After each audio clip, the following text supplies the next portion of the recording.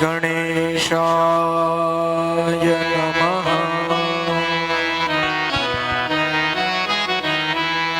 શ્રી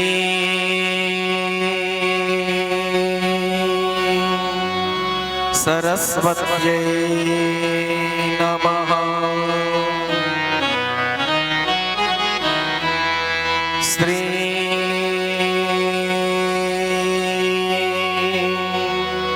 ગુરુભ્યો નમઃ.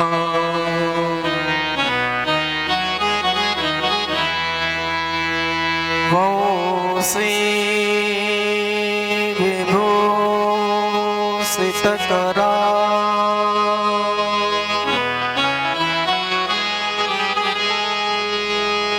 નવનીરદાભા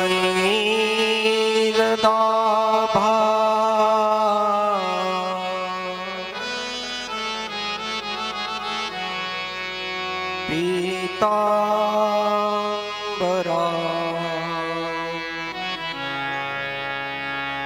અરુણબિંબફલાદરોષ્ણ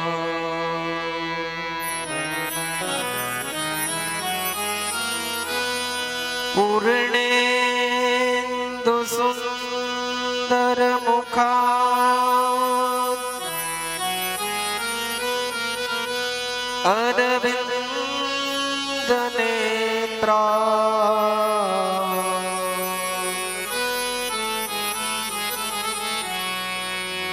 કૃષ્ણાત પરમ કિમપિ ત્વમહં ન જાને.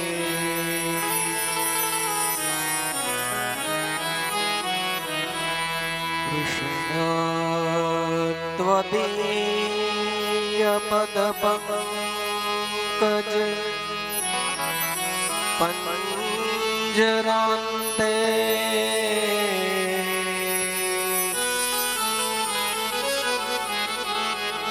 અદ્યેવ મે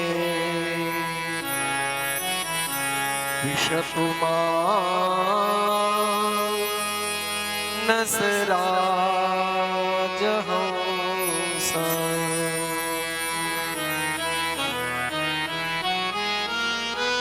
પ્રાણાપ્રયાણ સમયે કફવાત પિત્તે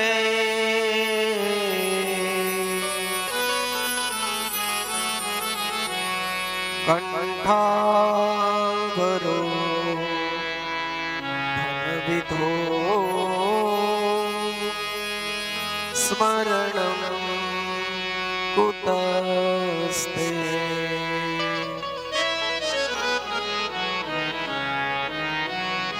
શ્રી બાલકૃષ્ણલાલ કી જય.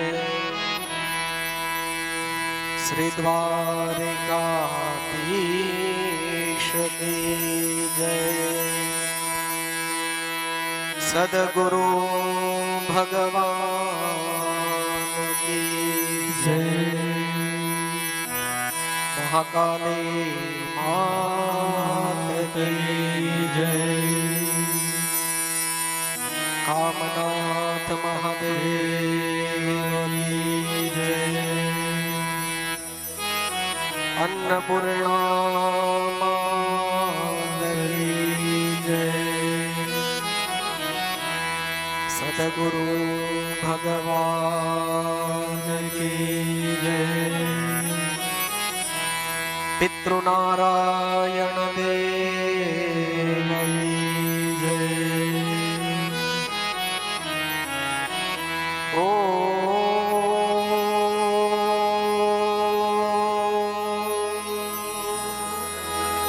નમઃ Parvati પતયે Har Har Mahadev.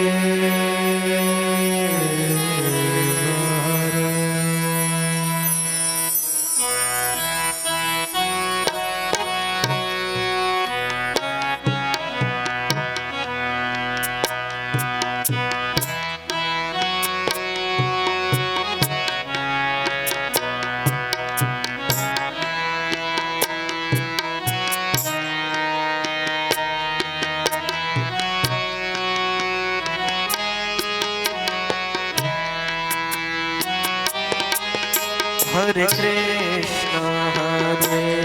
Krishna,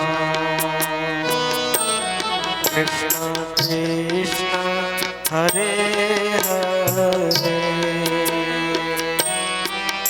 Hare Rama,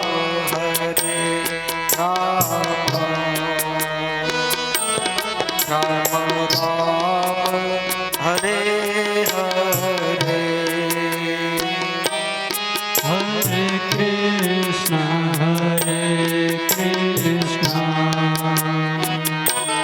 Krishna Krishna, Hare Hare, Hare Rama,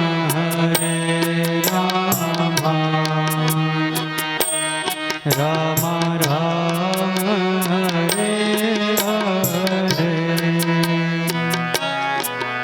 Hare Krishna,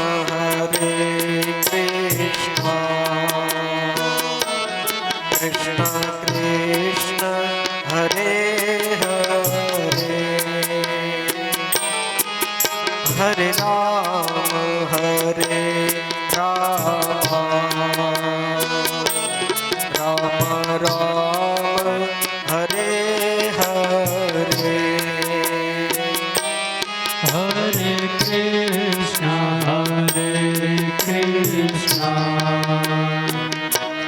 Krishna Krishna, Hare Hare,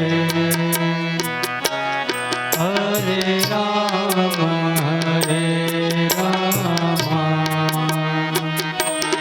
Rama Rama, Hare Hare. Hare Krishna,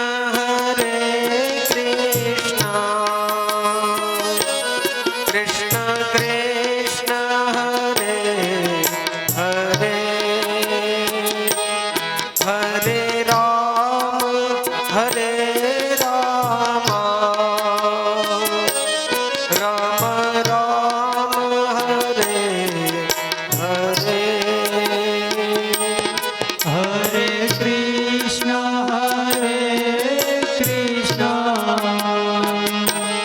Krishna Krishna, Hare Hare, Hare Rama, Rama Rama, Hare Hare. Hare Krishna,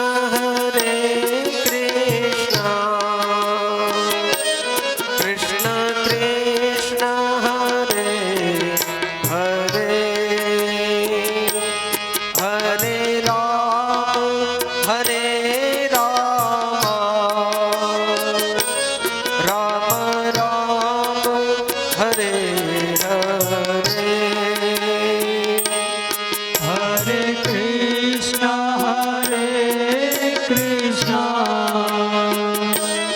Krishna Krishna, Hare Hare,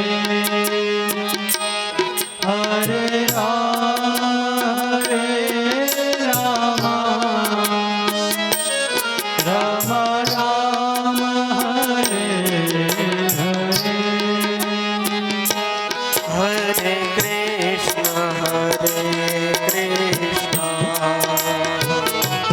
Krishna Krishna, Hare Hare, Hare Rama, Rama Rama, Hare Hare, Hare Krishna, Krishna Krishna, Hare Hare, Hare Rama, Rama Rama, Hare Hare. Hare Krishna, Krishna Krishna, Hare Hare,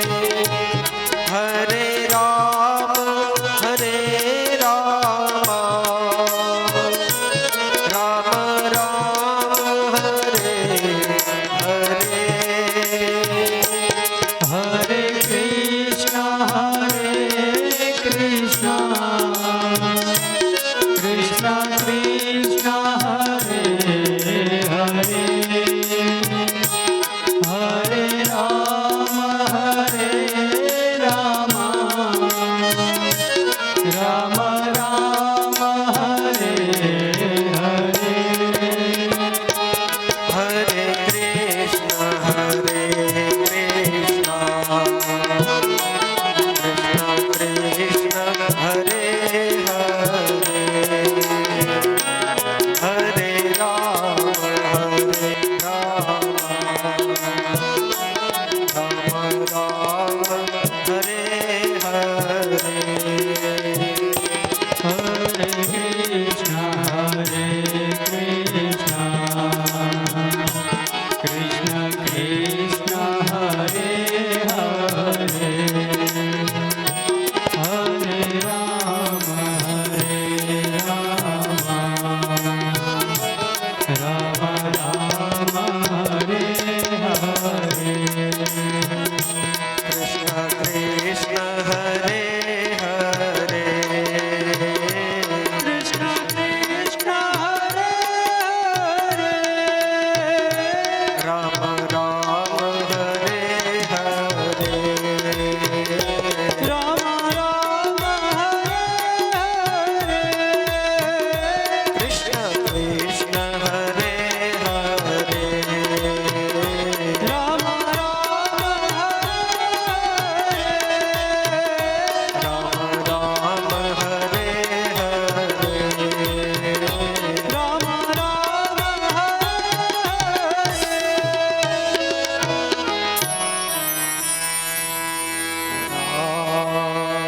विन्दे न पदारविन्दं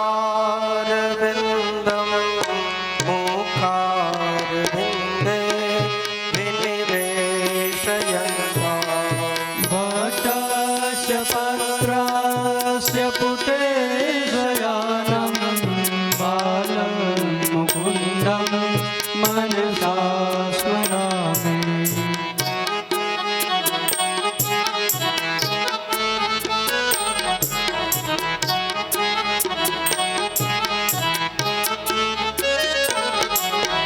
श्रीकृष्ण गोविन्द हरे मुरारे हे नाथ नारायण वासुदेवा जिहवे दिवसवामृतमे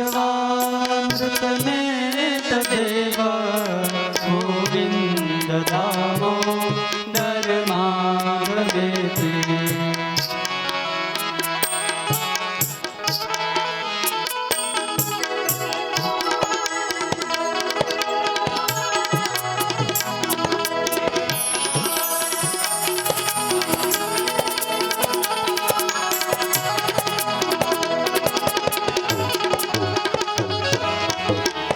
रे तो कामा किल गोप कन्या मुरारे पादा पित चेत मृतदे दद्यादिकम्मो अवसादभोज गोविन्द दामोदर माधवेति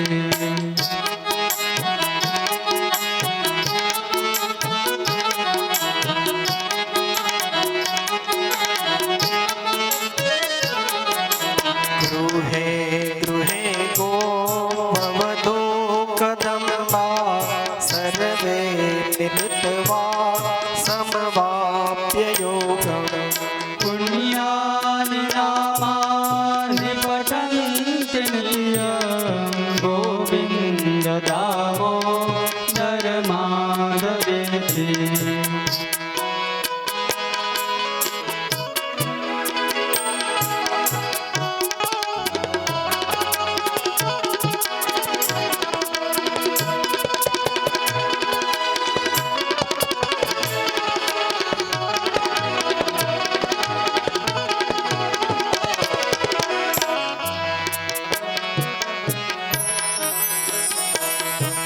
सुखं शयानानिलये निजेते नामानि विष्णो प्रवदन्ति मर्त्या ते निश्चितं तन्मय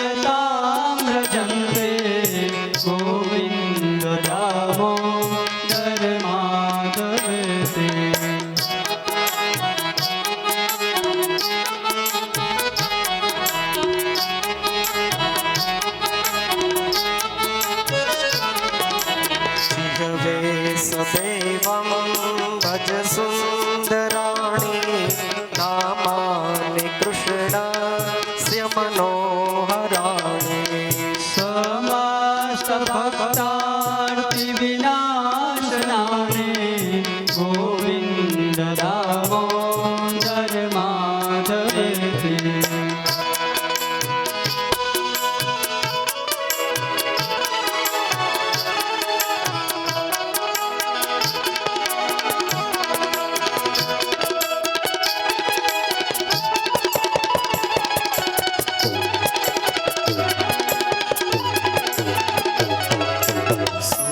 सुखावसाने इदमेव सारं दुःखावसाने इदमेव ज्ञेयम् देहावसाने इदमेव चाप्यं गोविन्द दामोदर माधवेति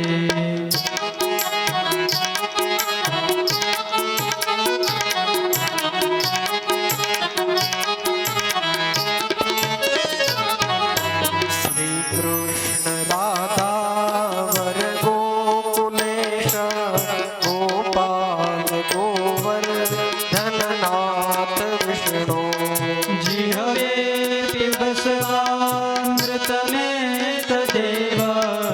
गोविन्द दामोदर माधवेति गोविंद दामोदर माधवेति हे कृष्ण हे यादव हे सखेति हे कृष्ण हे यादव हे सखेति हे कृष्ण हे यादव हे सखेति हे कृष्ण हे यादव हे सखेति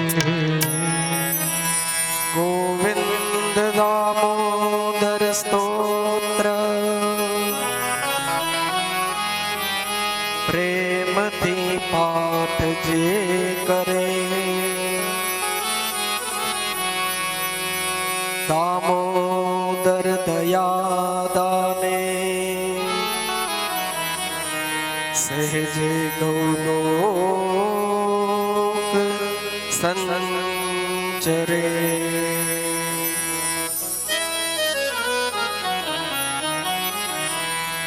कस्तूरी तिलकम ललाट पटले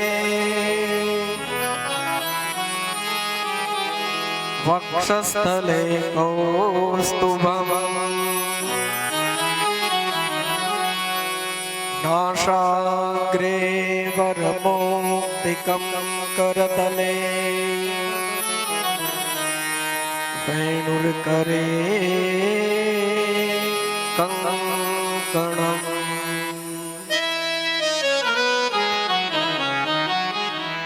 सर्वांगे हरिचन्दनं सुललितम् कंठे च मुक्तावली गोपस्त्री परिवेष्टितो विजयते गोपाल चूडामणि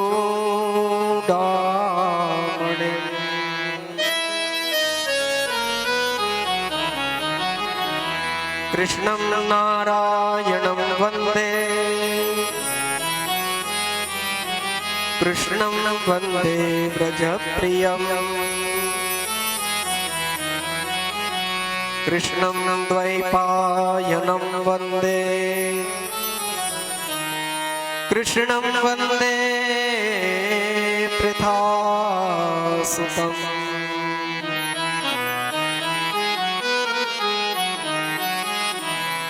अस्ति स्वस्तरुणी कराग्रविकला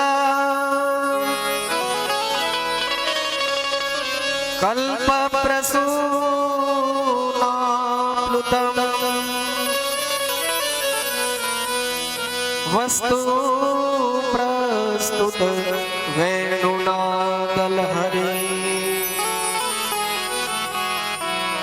निर्वाण व्याकुलम्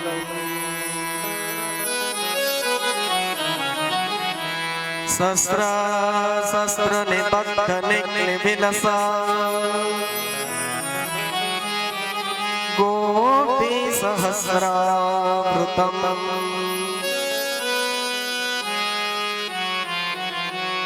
हस्तं न्यस्तनतापवर्मयखिलोद्धारम् किशोराकृते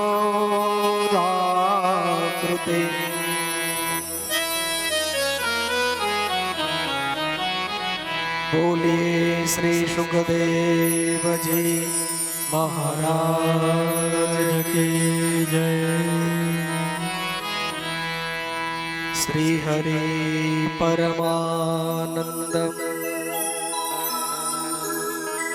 उपदेष्टारमेश्वरम् व्यापकं सर्वलोकानां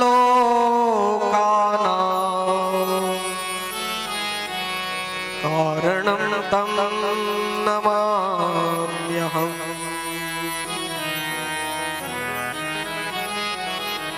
व्यापकं सर्वलोकानां कारणं तं नमाम्यहम्।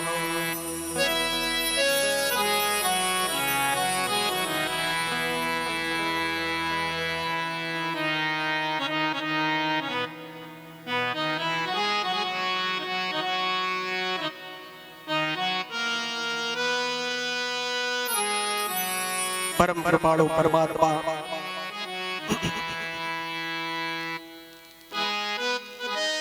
अकारण करुणा करनार नंद नंदन भगवान श्री हरिना चरणों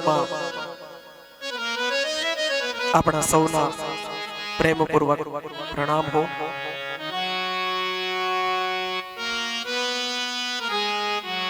उपस्थित सौ माताओं वडीलों भाइयों बहनों आप सबने मारा प्रेम पूर्वक जय श्री कृष्ण जय महादेव।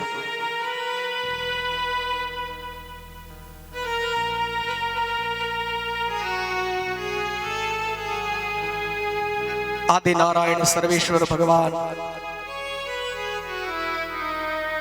श्री हरिना अति अनुग्रह थी जोशी परिवार आंगणे श्रीमद भागवत सप्ताह ज्ञान यज्ञ सुंदर आयोजन आज तृतीय त्रीजो दिवस प्रेम थी आपणे सौ भगवान ની લીલા અને ભગવાનના ચરિત્રોનું આસ્વાદન માણી રહ્યા છીએ।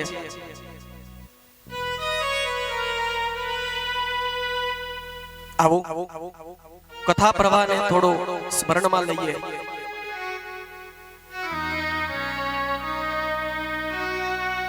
પરાશર ઋષિ અને સત્યવતીના પુત્ર ભગવાન વેદવ્યાસજી દ્વારા રચિત श्रीमद भागवत महापुराण पुराणम पंचलक्षणम पुराणना 5 लक्षण पण श्रीमद भागवत 10 लक्षणों થી યુક્ત પુરાણ છે। બીજા બધા પુરાણ છે પણ શ્રીમદ ભાગવત એ મહાપુરાણ છે જેને આપણે મોક્ષ ગાથા પણ કહીએ છીએ। જેની પાછળ આપણે જ્ઞાન યજ્ઞ શબ્દ પણ વાપરીએ છીએ।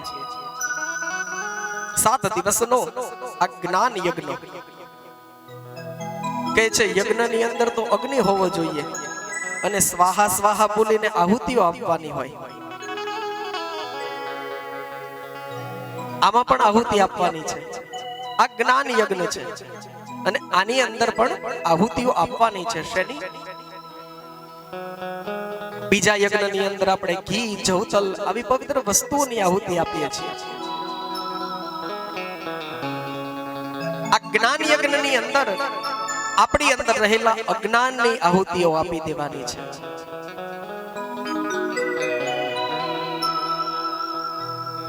આ એ શ્રીમદ ભાગવત મહાપુરાણ છે જે પાંડુના વંશના કુળદીપક રાજા પરીક્ષિતને નરમાંથી નારાયણના પદ સુધી પહોંચાડ્યું છે.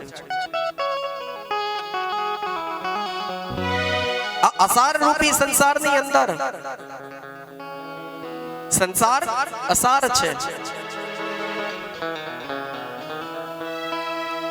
અસારે સંસારે વિષય વિસંગા કુલધિયા.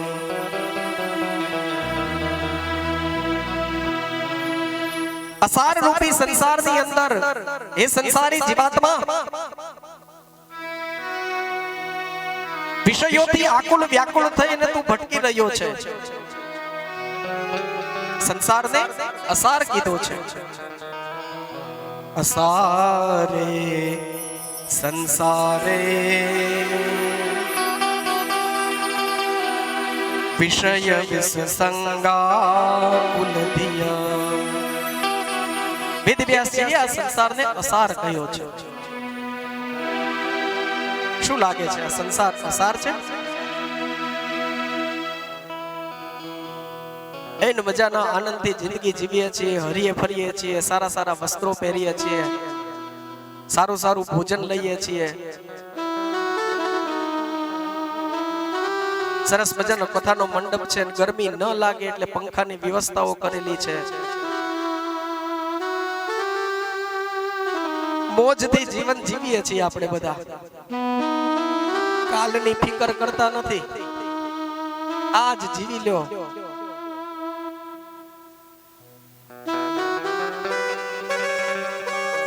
આપણને સંસાર અસાર લાગતો નથી, પણ સંસાર અસાર છે. એ સંસાર અસાર કેને ભાસે, કોને લાગે? દાખલા તરીકે કોઈ એક વ્યક્તિએ બીજા વ્યક્તિ માટે કોઈ મદદ કરી હોય અથવા તો ખૂબ મહેનત કરી હોય, જે તે વ્યક્તિને કોઈ મુસીબત આવી પડી હોય અને બીજો વ્યક્તિ આવી અને એની પડખે ટેકો આપે, એને મદદ કરે અને એને તકલીફમાંથી બહાર કાઢે, પણ પછી જ્યારે ઓલા વ્યક્તિએ આ મદદ કરેલા વ્યક્તિ માટે જ્યારે ઊભું રહેવાનું આવે, જ્યારે કંઈક કરવાનું આવે ને, ત્યારે એ વ્યક્તિ પોતાની ફરજમાંથી, પોતાની જવાબદારીમાંથી પાછા પગલા લઈ લે, ત્યારે લોકો કહે ભાઈ સંસાર અસાર છે, આમાં કોઈ કોઈનું નથી. અરે આપણે તો એના માટે મદદ કરીને ઘર પરિવારનો વિચાર નતો કર્યો, અને જ્યારે એનો સમય આવ્યો ઊભો રહેવાનો ત્યારે એને આપણા માટે વિચાર્યું નહીં. આ સંસારમાં કોઈ સાર નથી. અસારે સંસારે વિષય વિસંગા કુલધિયઃ. વિષયોથી આસક્ત થયેલા જીવાત્માઓ. કયા વિષયો? ગણિત, ગુજરાતી, ઇંગ્લિશ, શબ્દ, સ્પર્શ, રૂપ, રસ, ગંધ. આ વિષયોની આસક્તિની અંદર ફસાયેલા માણસો. કહો જોઈ અહીંયાથી કોઈ એક એવી વ્યક્તિ છે જેને આ પાંચ વસ્તુઓ સ્પર્શતી ન હોય? શબ્દ, સ્પર્શ, રૂપ, રસ અને ગંધ. કોઈ સરસ મજાનું ગીત વાગે ને તરત જ આપણે ડાઉનલોડ કરી લઈએ છીએ, બહુ સરસ ગીત છે. શબ્દ, સ્પર્શ,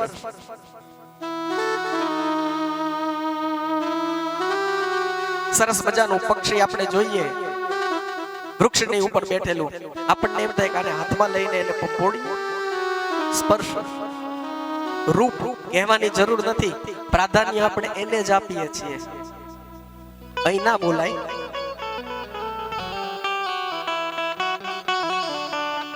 કારણ કે અહીંયા આપણે યજમાનનું કલ્યાણ વધે, એમનો વ્યાપાર વધે એવા આશીર્વાદ આપવા આવ્યા છે. આ યુગની અંદર લોકો રૂપની પાછળ દોડે છે. આપણે આપણી જાતને જોઈ લો. ઘરની બહાર નીકળતા પહેલા અરીસાની અંદર આપણે આપણી જાતને પોતાના શરીરને જ કેટલી વખત જોઈએ છીએ કે કેવા લાગીએ છીએ.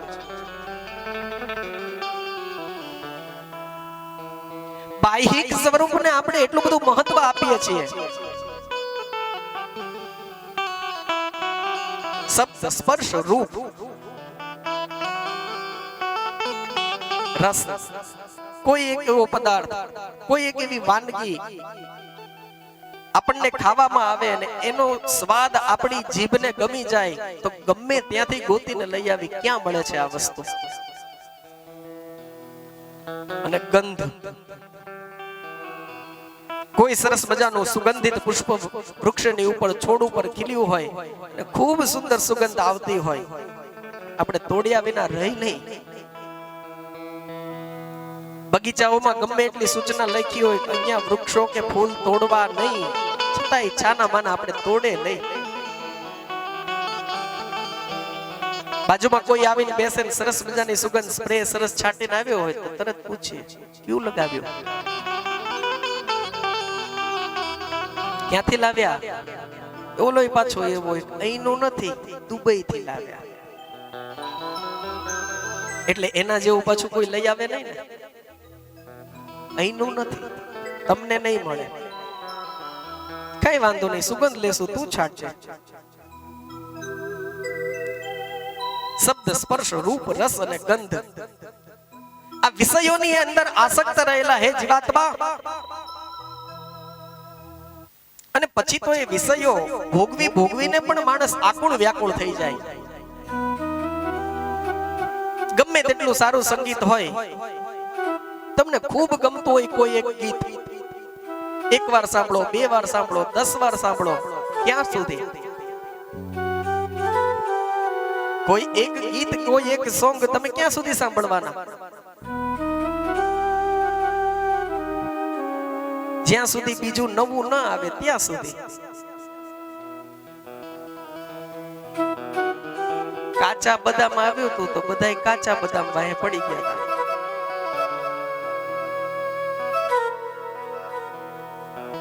આપતો આગળ નાનો જે ઇન્સ્ટા ને વાપરતો હોય ને એના માટે. તમને કાચા બદામ એટલે શું નતો ખબર હોય. બહુ સાંભળ્યું, બહુ રીલ્સો કરી. પછી પાછું ઓલી શ્રીલંકન છોકરી આવી, ખબર નહીં શું બોલતી હતી, પણ કાનને સાંભળવામાં સારું લાગતું એટલે ઓલો બદામ વાળો બિચારો પાછો શેરીઓમાં જતો રહ્યો.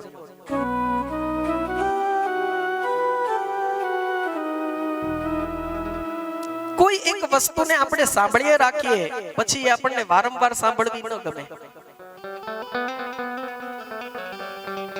પછી તો કોક વગાડે તો એમ કે કહું બંધ કર દે ભાઈ. કોઈ એક વસ્તુ બહુ વાનગી ભાવે છે, એને ખાધે જ રાખીએ. અત્યારની પેઢી એને એમ કોક પિઝા તો એમ કે હાઉ ભાવે, પણ એને 365 દિવસ પિઝા ખવડાવવો જોઈએ. છેલ્લે તો એ ખીચડી જ આવે, કારણ કે એ કોઈ દિવસ આઉટ ઓફ ડેટ થતી જ નથી.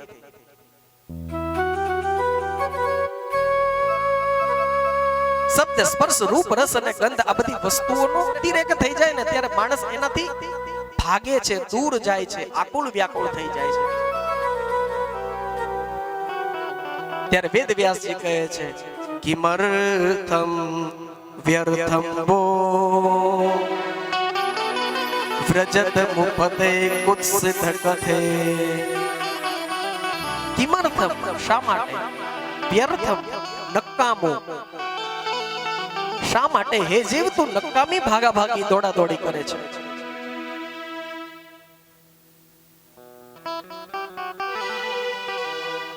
તારા આત્માને, તારા જીવને શાંતિ મળે એવો પ્રયત્ન કર. કિમર્થમ, શા માટે વ્યર્થનો ભાગે છે? અરે થોડી વાર માટે ભગવાનના શરણે બેસ, થોડી વાર માટે ભાગવતના શરણે બેસ. ક્ષણાર્ધમ ક્ષેમાર્થમ પીબત સુખ ગાથા તુલ સુધા. અરે ભાઈ, સંસારના ભોગને ભોગવી અને આકુળ વ્યાકુળ થઈ ગયેલો હોય, જિંદગીનો થાક લાગ્યો હોય, જિંદગીનો પણ થાક લાગે.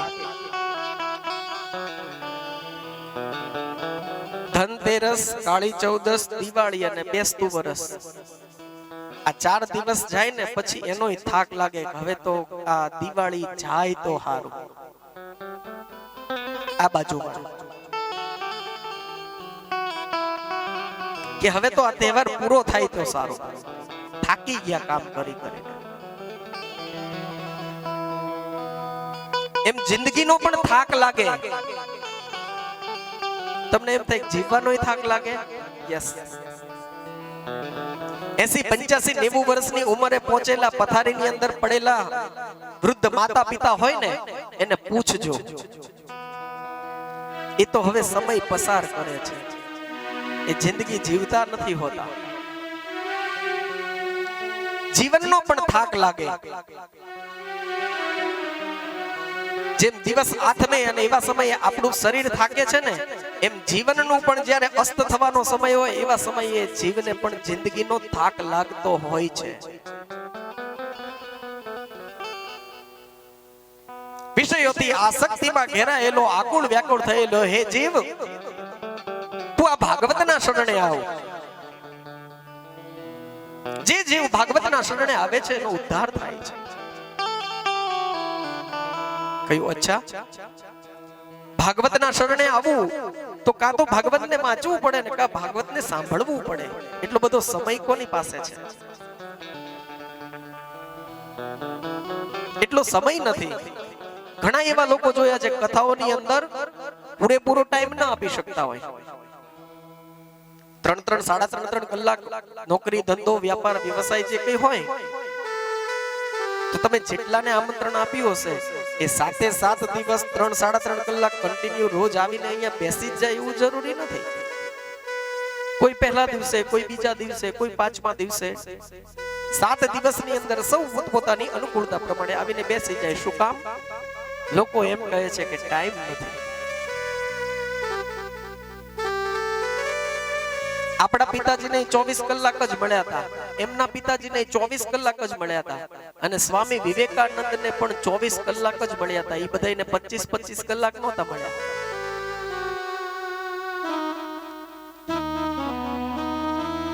જેમ આપણને પણ 24 કલાક મળ્યા છે એવી રીતે આ બધાને પણ 24 કલાકો જ મળ્યા હતા, પણ એમણે ભગવાનને પ્રાધાન્યતા આપી. બાકી બધી વસ્તુઓને સાઈડમાં રાખી. આપણે આને પાછળ રાખીએ છીએ, બીજી બધી વસ્તુઓને આગળ રાખીએ છીએ. નહીં, આગળ એક કથા આવશે. ભગવાનનો જન્મ થયો ને પછી ગોકુળની અંદર ઉત્સવ ઉજવાણો, અને ભગવાનનો ઉત્સવ હતો અને ભગવાનને તૈયાર કરી અને ઓલા ગોપ ગોવાળિયાઓ નાચતા હતા. તો જશોદાજીએ ભગવાનને, નાનકડા એવા ઠાકોરજીને, એક ગાડું હતું ને એની ઉપર દૂધ, દહીં, મહી, માખણ ભરેલા હતા. એ ગાડાની નીચે ઠાકોરજીને સુવડાવી દીધા. તો ભગવાને એ ગાડાનો ભંગ કર્યો, કારણ કે ઉપર રસ અને નીચે રસરાજ. જેના જીવનની અંદર ઉપર રસ હોય અને નીચે રસરાજ હોય એવા ગૃહસ્થીના ગાડાને ભગવાન લાત મારે છે. રસરાજ ઉપર હોવા જોઈએ, ભગવાન ઉપર હોવા જોઈએ. રસ એટલે જીવનની અંદર જે બીજી બધી વસ્તુઓને આપણે પ્રાધાન્ય આપીએ છીએ, પહેલા ભગવાન, બાકી બધી વસ્તુઓ પછી.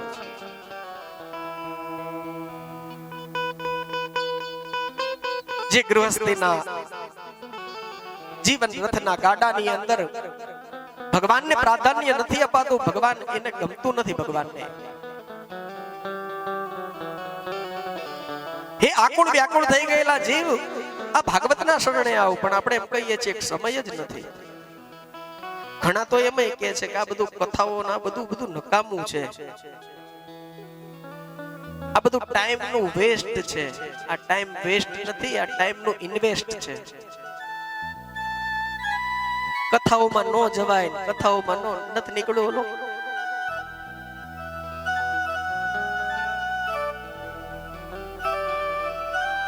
કથાઓ કરાય નહીં, જવાય નહીં.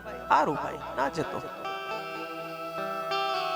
જરૂર પડશે તારે આના શરણે જવું પડશે.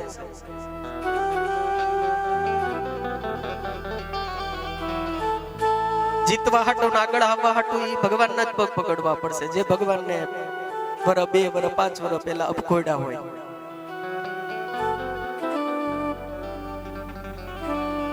આ ટાઈમનું વેસ્ટ નથી, આ ટાઈમનું ઇન્વેસ્ટ છે. ભગવાન માટે આપેલો સમય કોઈ દિવસ બગડતો નથી. અને જાજુ ક્યાં કહે છે વેદવ્યાસજી તો લખે છે કેટલું, એક ક્ષણ, અરે એક ક્ષણ નહીં, ક્ષણાર્ધમ, ક્ષણ અર્ધમ, ક્ષણનો પણ અડધો ભાગ ક્ષણાર્ધમ. શા માટે ભાઈ? કેના માટે બેસવાનું છે? ક્ષેમાર્થમ. ક્ષેમ એટલે કલ્યાણ. તમારા કલ્યાણ માટે અડધી ક્ષણ તો એની સામે બેસો. પીબત સુખ ગાથા તુલ સુધા. પીવો આ સુખ ગાથા, આ અતુલ સુધા, આ અમૃત છે. આ અમૃત રૂપી કથાનું શ્રવણ કરો, એનું પાન કરો. વળી પાછા આપણું તો એવું છે કે જ્યાં સુધી કોઈ દાખલો ન મળે ત્યાં સુધી માન્ય નહીં કે આ સાચું હશે. તો વેદવ્યાસજીને ખબર હતી એટલે વેદવ્યાસજીએ એ પણ કહી દીધું, પરીક્ષિત સાક્ષિમ યત શ્રવણ જન મુક્ત્યુક્ત કથને. પરીક્ષિત એનો સાક્ષી છે. આ ભાગવતની કથા સાંભળવાથી એને મુક્તિની, એને મોક્ષની પ્રાપ્તિ થઈ છે. એ જીવ આ ભાગવતના શરણે આવો. એવી દિવ્ય ભાગવતની કથા ગઈકાલે આપણે ચર્ચા કરી. અશ્વત્થામાએ પાંડવોના 5 પુત્રોને માર્યા. ભાગતા અશ્વત્થામાની શિખાનું છેદન કર્યું છે. અપમાનિત કરીને એને કાઢી મૂકવામાં આવ્યો છે.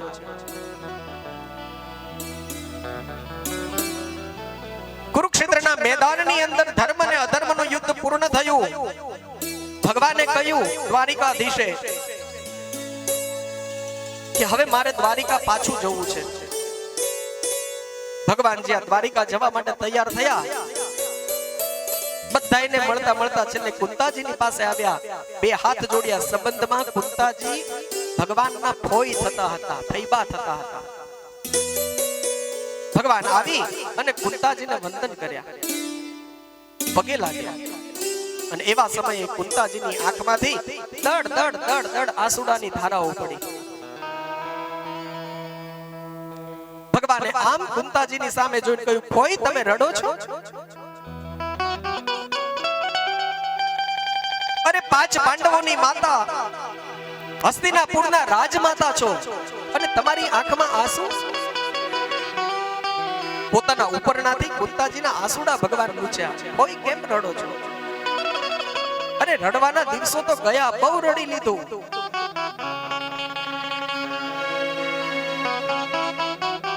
રડતા રડતા કુંતાજીએ કહ્યું કે લાલા, મારું રડવાનું કારણ તારે જાણવું છે? ભગવાને કહ્યું, હા માં. શા માટે રડો છો? તમારે જે જોઈતું હોય તે માગી લો.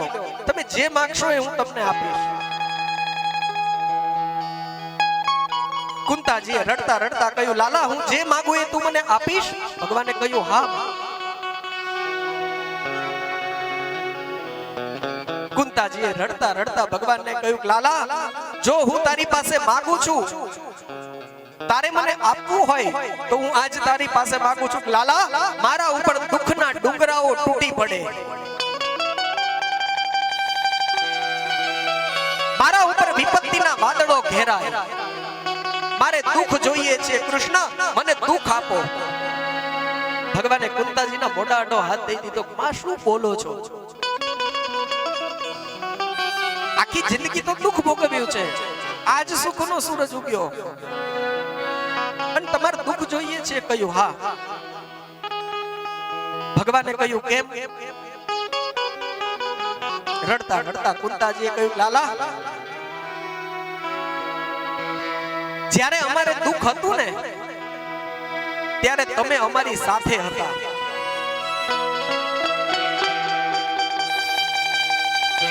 બાપ વગરના 5 દીકરાઓ અને ભાઈઓ દ્વારા એમને જ્યારે અન્યાય થયો, અમારી પડખે કોઈ નહોતું, તે દિવસે તમે અમારી પડખે ઊભા હતા.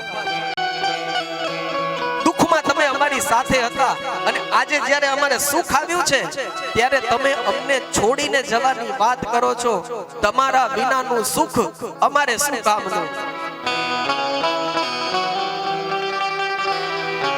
જે સુખમાં ભગવાન સાથે ન હોય એ સુખ કોઈ કામનું નથી.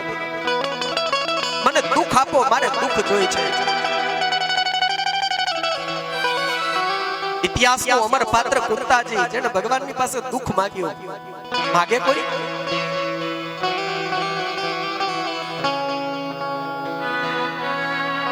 ભગવાને કહ્યું, કોઈ હું જવે તમને ગમતું નથી? કહ્યું ના. ભગવાને કહ્યું, હું નથી જતો, હું રોકાઈ જાઉં છું. કુંતાજીને થયું કે દ્વારિકાધીશ મારા માટે થઈને રોકાણા. અર્જુનને થયું કે કૃષ્ણ મારી માટે થઈને રોકાણા. કૃષ્ણને મારા પ્રત્યે પ્રેમ બહુ છે. કૃષ્ણને અર્જુનના ઘણા બધા સંબંધો છે. એક તો મામા ભાઈના દીકરા છે બંને. બીજું, બંનેની વચ્ચે મિત્રતાનો સંબંધ છે. ત્રીજું, બંને શાળા બનેવી છે. ભગવાન કૃષ્ણના બહેનના વિવાહ અર્જુનજીની સાથે થયેલા. અને ચોથો સંબંધ ભક્ત અને ભગવાનનો. એક આત્મા છે ને એક પરમાત્મા છે. એક નર છે ને એક નારાયણ છે. અર્જુનને એમ થયું ભગવાન મારા માટે રોકાણા છે. સુભદ્રાને એમ થયું ભગવાન મારા માટે રોકાણા છે. ભગવાન તો દરેક ભક્તના, પોતાનો જે ભક્ત છે ને એના મનના દરેકના ભાવ ભગવાન જાણી લે છે અને બધાય રાજી રહે ને. ભગવાનનું જીવન એવું છે.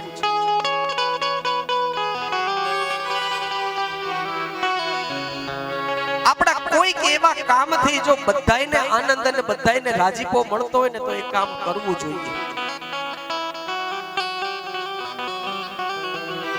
હકીકતમાં ભગવાન રોકાણા છે મહાભારતના વીર યોદ્ધાનો ઉદ્ધાર કરવા માટે.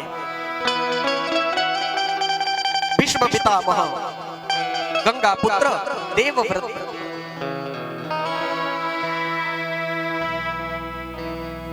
શાંતનુ અને ગંગાથી ઉત્પન્ન થયેલા એ ભીષ્મ, જેનું નામ હતું દેવવ્રત, પણ એમની પ્રતિજ્ઞાઓના હિસાબે એમનું નામ પડ્યું ભીષ્મ. એ મહાવીર મહાયોદ્ધાનો ઉદ્ધાર કરવા માટે, કારણ કે ભીષ્મજીએ ભગવાનની પાસેથી વચન લીધેલું કે જ્યારે મારો મૃત્યુનો સમય નજીક આવે ને, મારા અંત સમયે પ્રભુ તમે મારી નજરોની સામે રહેજો.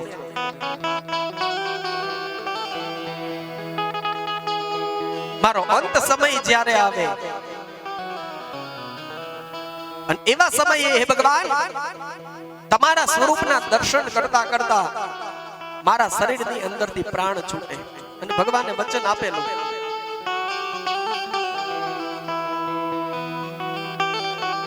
એ મહામાનવનો ઉદ્ધાર કરવા માટે થઈ અને ભગવાન ત્યાં રોકાણા છે. આ બાજુ વેરની આગમાં આંધળો બનેલો અસ્વસ્થતામાં અપમાનિત કરીને કાઢી મૂકવામાં આવ્યો. 5 પાંડવોને તો મારી શકે એમ નથી.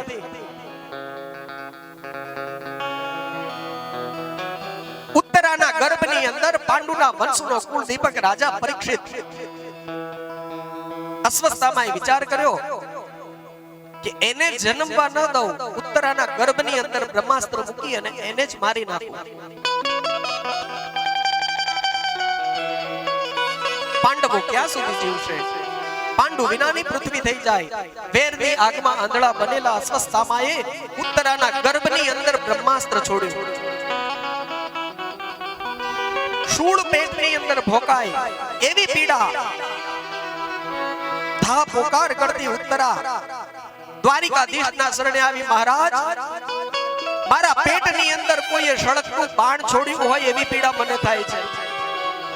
મહારાજ હું ભલે મરી જાઉં પણ મારા પેટમાં પાંડુના વંશનો કુળ દીપક છે, એને બચાવી લ્યો. આદિ નારાયણ સર્વેશ્વર ભગવાન શ્રી હરે ઉત્તરાના ગર્ભની અંદર જઈ અને એ જીવની રક્ષા કરી છે. નાનકડા એ જીવે ગર્ભની અંદર ભગવાનના નાનકડા એવા સ્વરૂપના દર્શન કર્યા. આ કોણ છે? ભગવાનની પરીક્ષા કરી, એનું નામ પરીક્ષિત પડે છે. જો મજાની વાત તો એ છે કે ભાગવતના વક્તા પણ ગર્ભ જ્ઞાની છે અને ભાગવતના શ્રોતા પણ ગર્ભ જ્ઞાની છે. સુખદેવજીએ માતાના ઉદરની અંદર રહ્યા ગર્ભની અંદર જ્ઞાન મેળવ્યું અને પરીક્ષિતે ગર્ભની અંદર એ પરબ્રહ્મના દર્શન કરી અને જ્ઞાન મેળવી લીધું. બંને ગર્ભ જ્ઞાની.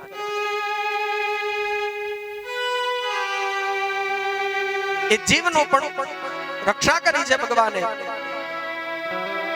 ઉત્તરાયણનો સમય થયો અને એવા સમયે એક દિવસ યુધિષ્ઠિર મહારાજ ઉદાસ થઈને બેઠેલા કે ભાઈઓને મારી અને આ રાજગાદી ઉપર બેસવું, અરે રે મારા હાથેથી ભાઈઓની હત્યા થઈ. ઉદાસ થઈ ગયા, રડવા લાગ્યા. ભગવાને બહુ સમજાવ્યા પણ યુધિષ્ઠિર મહારાજ સમજ્યા નહીં. એટલે ભગવાને વિચાર કર્યો આને હું નહીં સમજાવી શકું, આને ભીષ્મ દાદા સિવાય કોઈ સમજાવી શકે એમ નથી. અને અમસ્તુ એક નિયમ છે કે છોકરાઓ કોઈનું ન માને પણ દાદાનું માને. આખા ઘરને ધમાચકડી બોલાવતો હોય પણ દાદા એમ કે બેસી જા એટલે દાદાની પાસે બેસી જાય. એ સંબંધ જેવો છે દાદાનો અને પૌત્રનો. દીકરો કોઈનું ન માને પણ દાદાનું માને. હાઈકોર્ટ નો મોટો જજ હોય ને તો ઘરે આવે એટલે છોકરાનો છોકરો એમ કે દાદા તું ઘોડો થાય એટલે ઓલો દાદો ઘોડો થાય.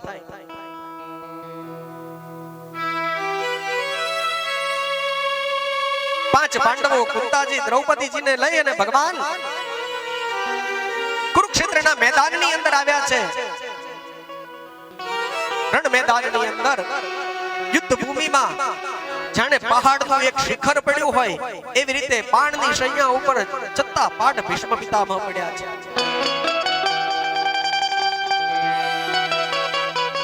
પાંચે પાંચ પાંડવો દ્રૌપદીજી કુંતાજીએ વંદન કર્યા. ચારણીની અંદર જેવી રીતે માતાઓ વિંધ હોય ને એવી રીતે આખા એ શરીરની અંદર કોઈ એક સ્થાન બાકી નથી, એટલા તીર શરીરની અંદર કૂચેલા છે.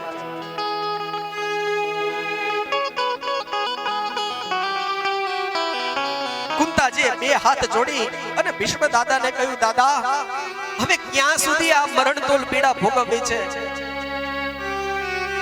હવે તમારા જીવને ગતિ કરો. ભીષ્મ પિતાએ કહ્યું, કુંતા હું મારા પાપોનું પ્રાયશ્ચિત કરી રહ્યો છું.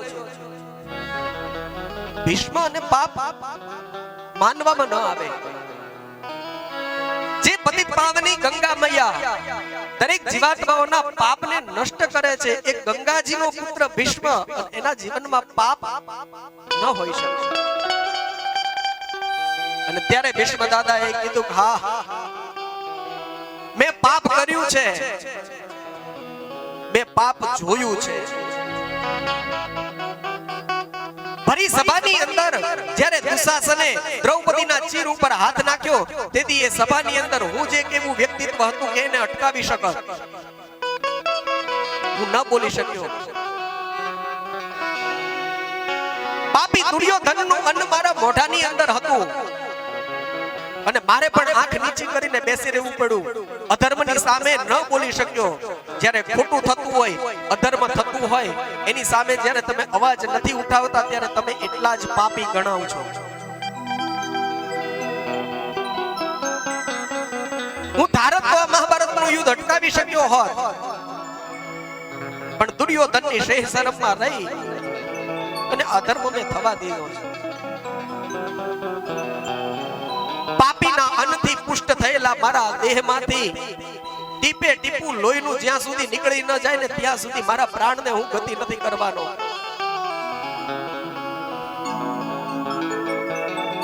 યુધિષ્ઠિર મહારાજ આવ્યા, ખૂબ રડ્યા. રડતા રડતા એ જ વાત કરી, ભાઈઓને મારી અને ગાદી કેવી રીતે ભોગવું.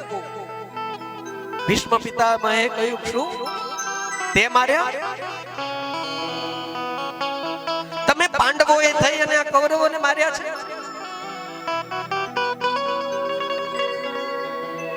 યુધિષ્ઠિર, તમે કોઈને માર્યા નથી, તમે તો માત્ર નિમિત્ત બન્યા છો.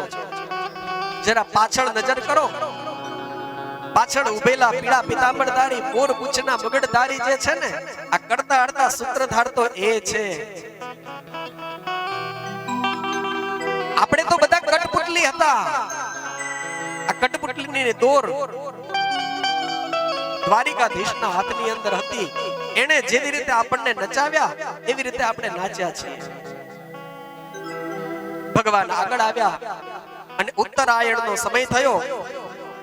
મકરના સૂર્ય થયા અને દક્ષિણાયન અને ઉત્તરાયણ સૂર્યની ગતિ થાય. એ ઉત્તરાયણના સમયે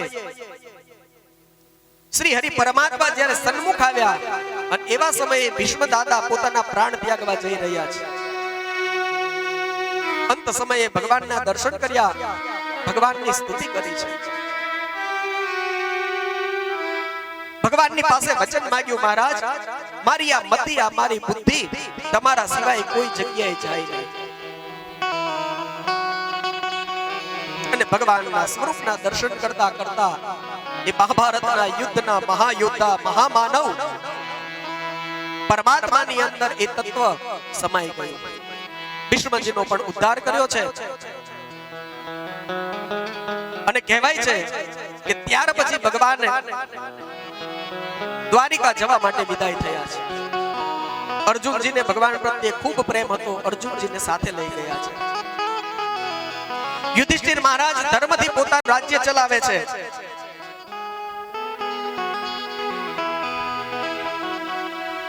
ધર્મથી પોતાનું રાજ્ય ચલાવે છે યુધિષ્ઠિર મહારાજ. અને પૂર્ણ સમય થતા ઉત્તરાના ઉદરની અંદરથી પાંડુના વંશના કુળદીપક રાજા પરીક્ષિતનું પ્રાગટ્ય થયું છે. બાળકનો જન્મ થયો. બ્રાહ્મણો સાધુ સંતોને ખૂબ દાન દક્ષિણાઓ અપાઈ. બ્રાહ્મણો અને જ્યોતિષીઓએ એ કુમારના જાત કર્મ સંસ્કાર, નામકરણ સંસ્કાર કર્યા. અને સભાની અંદર આ કુમાર પરીક્ષિતના ભવિષ્ય જુએ છે. પરીક્ષિતના ભવિષ્યની અંદર બ્રાહ્મણોએ કહ્યું, મહારાજ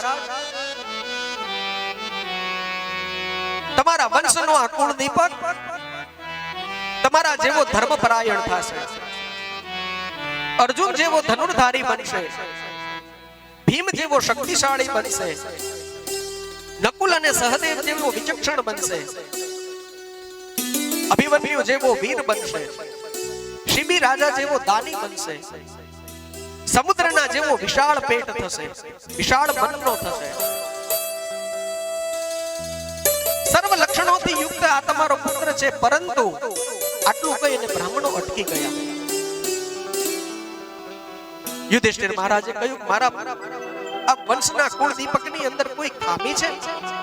બ્રાહ્મણોએ કહ્યું, મહારાજ સર્વ ગુણ સંપન્ન હોવા છતાં પણ સોનાની થાળીની અંદર લોઢાની એક મેખ છે.